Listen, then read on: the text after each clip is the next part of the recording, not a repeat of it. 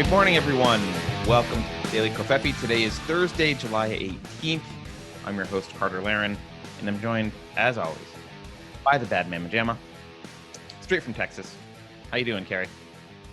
I'm good, Carter. I hope that you're sitting in a with your knees together position. I'm standing. Hold on, though. Let me spread my legs wider. Have you guys seen this chair? What? I'm talking to people. Yeah, you're talking about the chair. Yeah. We should tell people to subscribe and like the show and do all the procedural stuff. Please subscribe, like the show, follow us on Subscribestar to support us. And I don't know, there's probably other stuff I should say. We're going to keep the show quick today because we got a lot to do and we got deprogrammed later, which I think is, again, going to be early today. It's 10 a.m. Pacific time. But for all I know, you're going to hear this after deprogrammed starts. So what do you care? Mm-hmm. All right. Keri, yes. I'm actually, so like I said, I'm standing, so I can't test this wonderful product out that you want to talk about today. Why don't you educate us about the beauty of the design world and what they have to offer all of us in 2019? I mean, this is just, again, it's just the height of wokeness. This girl, this British student, she just won a national award for designing a man-spreading chair. And it's actually two chairs that complement one another. One is for the woman. I'm going to share my screen so you guys can see this. Yeah. Here we go. Can you see that? I love it.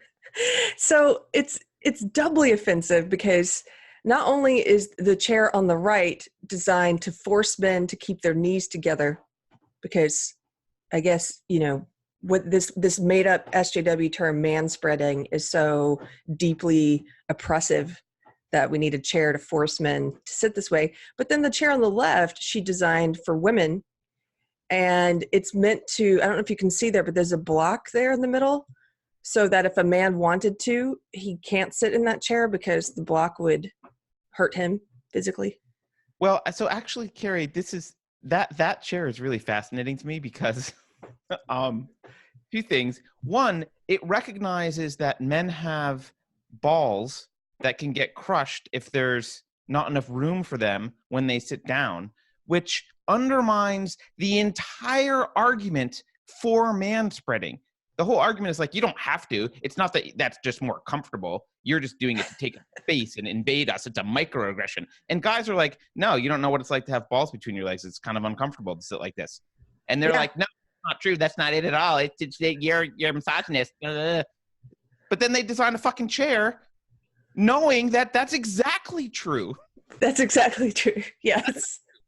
So, and that's not the only reason. I was reading a little bit about this whole fake manspreading idea. And it was saying men have their shoulders are typically wider than their hips. So if you're on, it's not just that it's more comfortable because of the angle of your hips and because of your anatomy, but it's also because if you're sitting on a train and you keep your knees together and people squeeze in next to you, your torso is not going to be able to fit any longer because your shoulders naturally are wider. Oh. So that's also, I mean, there's a ton of physiological reasons. Do you think that men wake up every day and are like, hey, let's sit this way to piss off women? Yeah, it's so stupid. I mean, that's the other thing. Actually, Keri, can we show, do you have a better picture? I've got a better picture of the chair. Can you show the chair? Because people are sitting in it here. Here, hold on. You show the chair. Let me stop sharing. I've got an article here that I will stick up and that shows the chair.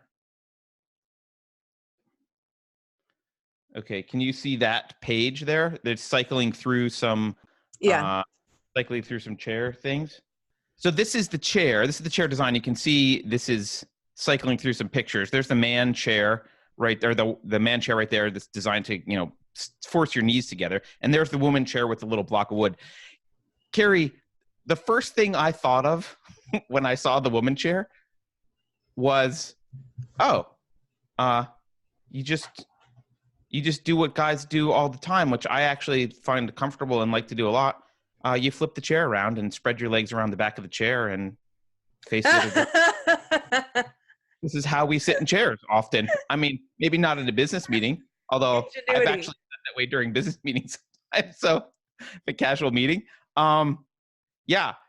The other thing that's weird about this to me is not weird, just not even functional, even if you accept the mansplaining narrative or the manspreading narrative, is the whole story behind it is that it's on public transportation.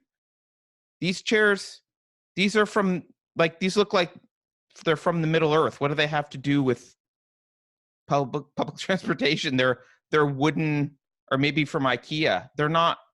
This doesn't solve a public transportation problem. So it's not even good design for what she's trying to accomplish. All it is virtue signaling design. That's what it is. That's exactly what it is. This is her showing off. I mean, it could be, she could have been in this is like a feminist design class. Yeah. Do you know what I mean? Women's Studies and Woodworking 101. Have you seen the video? No. There's no, unfortunately, there's no sound, but let me show you the video. Hold on. Can you see that? Yeah. Okay. Feminism in the third dimension. Oh gosh. Sit Right. down for your rights. Spot. This is funny to me. It's like this image. What is up with that image? Let's look at that again. I don't know what this introduction is. It's like we took some elephant intestines and put them on a bar stool, and we watched a woman straddle them while her hair color changed. That's how I began my project. I don't know. What is that, Keri? Do you know what that is at all? This looks like the beginning of a 90s sitcom. What the hell it is? Okay, a solution for my imaginary problem. Here we go. All these guys are total soys. Look at this. He's all subservient. Oh, I'm sorry for being. It looks like a dunce chair. Put him in the corner with the dunce hat on. The women are manspreading. Yeah. So what am I to take away from this? It's okay when women do it. I mean, I think you're to take away from it that full woke is a beautiful, ridiculous thing to behold. It is a circus worth attending. That's what I think it is. This is by the way, Keri, this is the Belmond. This is the Belmond Awards. Belmond is they own a bunch of like super high-end fancy hotels and stuff. They're like a luxury brand. This is their awards. This is going to be, I think she's going to end up with this on display at some, super fancy hotel in London or something somewhere. They should have to put their money where their mouth is and replace all of their hotel chairs with these. Yeah, that would be awesome. All of their hotel conference room chairs. Everything. And you just line up to get your chair based on your sex, because what's sexist about that? Men form a line here, women form a line here. We'll be passing out your chairs for today's conference. Well, they are a luxury brand, Keri, so they'll have to add some faux fur to it, and then they can do that. Right. They need to pretty it up a little. They need to bedazzle her chair in order for it to be worthy of the Belmond brand. I was thinking about this morning. There's not a lot to say about this other than here's a good rule of thumb. As we've talked about before, SJW ideology is sexist. It's obviously on its face sexist. And I was thinking about how you teach your daughter the principles of universality, right? Isn't that what you called it? Yeah, universalizing principles or universal. Okay. Yeah. Yeah. So if you believe that it's wrong to treat the sexes differently, which is something I believe, right? For the most part. You don't believe that though. But. No, but I mean, in terms of rights and I believe that it is wrong to treat someone, to judge someone and to treat them poorly because they are of the opposite sex, right? So then you have to apply that universally. You can't just say, in this case with this sex, And they don't do that. And take any of these fake words that they use, like manspreading, put woman at the front of it. Woman spreading, woman splaining, woman tears, any of these things. They would never do that. That tells you everything you need to know right now. Well, Keri, I totally agree with you. I would say if you like the concept of applying things, you apply that universally, you will end up at anarcho-capitalism. But that's a separate discussion for another day. That's where that comes from. That's where free society comes from. But yeah, I think they don't care about fairness or about equality or about anything. This is clearly just, ha, wouldn't it be funny if we could humiliate men this way? And the truth is, you can't, because guys will turn the chair around. You could try and put arms on it so they can't. I would probably just rip the arms off the chair. Like, guys are not gonna, squat on the chair. They'll sit. I'm not sure that you can actually prevent the spreading on the non-spreading chair. There's always solutions, and you just piss people off. And all this is just virtue signaling. They all know, everyone involved in this contest, including the designer, knows damn well that this is all bullshit, and this is just virtue signaling. There's no. I'd like to see who came in second and what their design was. Yeah. They probably designed something super awesome. I know. Here's one movement that does everything with the touch of a button. Yes, well, that's sexist because this section here is pink, and I think you're implying that only women should be in the kitchen, you misogynist. We're going and spreading chairs. Listen, yeah. if you guys can find, if this makes its way, 3,000 exhibitors, by the way, 3,000. What? There are 3,000 exhibitors that displayed their work as part of this. So she's the best of 3,000 in the UK. Well, any of those exhibitors, you're welcome to get in touch with us, especially if you know that you came in second place. If we'd like to talk to you. Yeah, absolutely. We have listeners and viewers in the UK. If you find anyone who had something, who exhibited a project here, I don't care if they came in second or not. I just kind of want to know what's going on over there. But yeah, so there's not much else to say. I'm reading, the execs from Belmont praised how great it is. We're so woke, they said, basically. And this woman who designed it, she claims what they love about it is this is reflective of her personal experience, because she once had to deal with manspreading on a train. So oh my goodness. This is a real life problem, Keri. She's dealing with it. It's very difficult. Yeah, this is her trauma. This is how she's dealing with her trauma. I don't know. I know we want to keep it short, so let's just keep it short. But this is the world you live in, everyone. This is where we're going. If you have any idea, you ever curious about the end, like what the end of social justice universe looks like? This is not it, actually. This is the beginning. The end is gallows on the right, not a manspreading chair. Yeah. But I have one other thing to show. Can you see this? I can. Okay, so this is a guy who tried to debunk or did debunk the whole idea of manspreading. This is what I was talking about earlier, not the part about the shoulder width, but just hip. Women have wider hips, and so he's saying, this Q angle here, you have a much more wider range of motion that's possible for you. So whether that's crossing your legs, throwing a leg up. Men's hips don't have the same, it doesn't offer them the same Q angle. So this is another reason why, physiologically you would see, I love the fact that they just skip biology completely and go straight to sexism. Why are men sitting this way? Sexist. Differences between men and women. That drawing is sexist. How dare you say that women have wider hips? That is a social construct. Right. Oh my goodness. I know we have to go. We are keeping it short and sweet today, but we should talk about this at some point. There's been another perma-banding.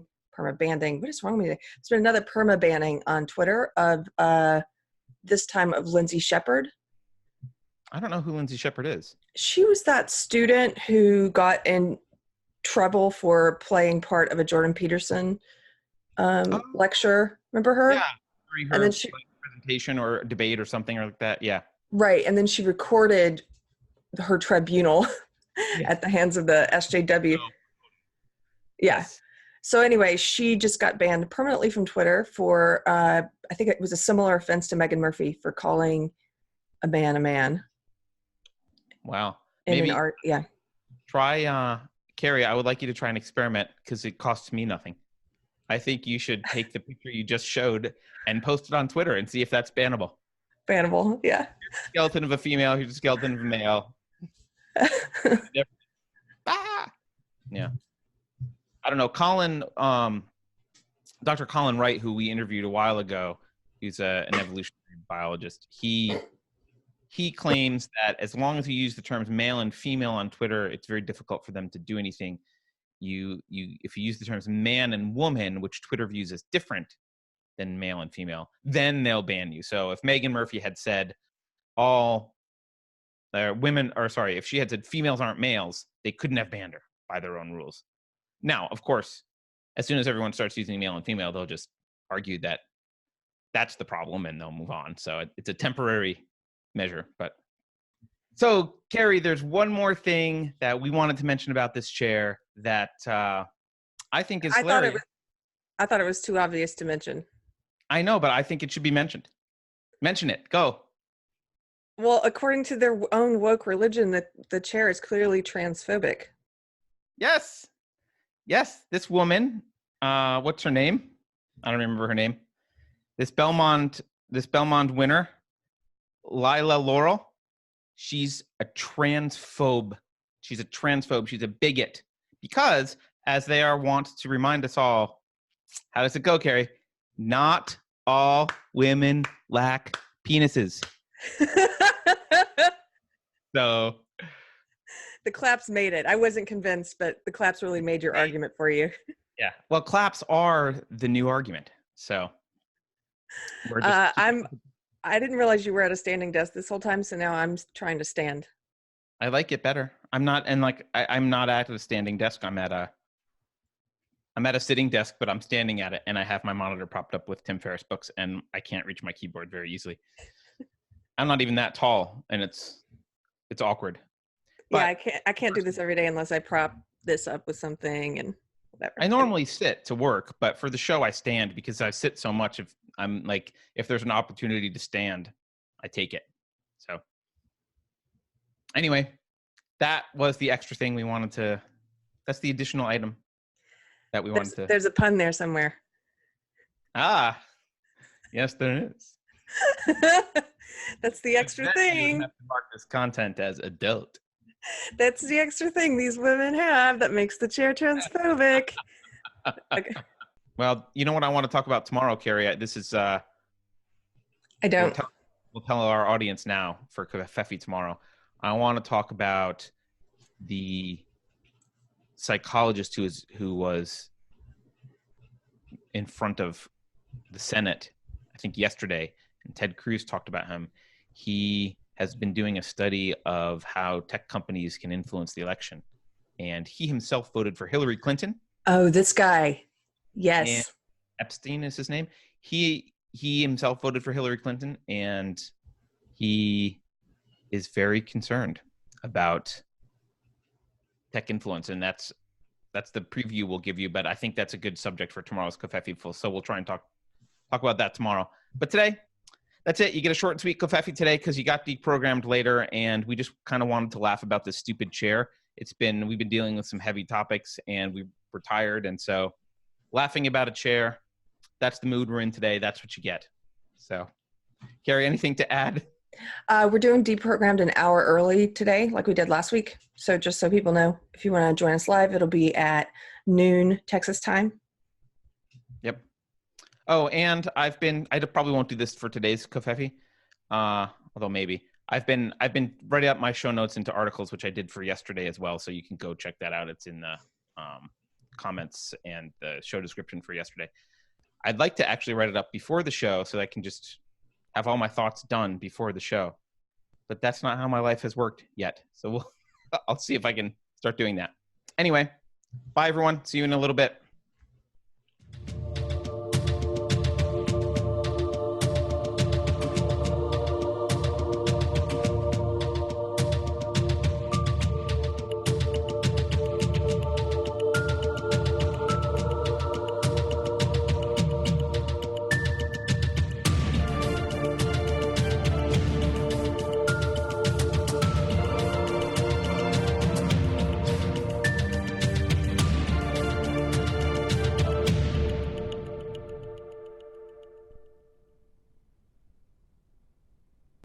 Dear Google, YouTube AI overlords, we offer this to the gods of SJW ideology. Please don't delete our channel. We're continuing our reading today of The Scum Manifesto by Valerie Solanas.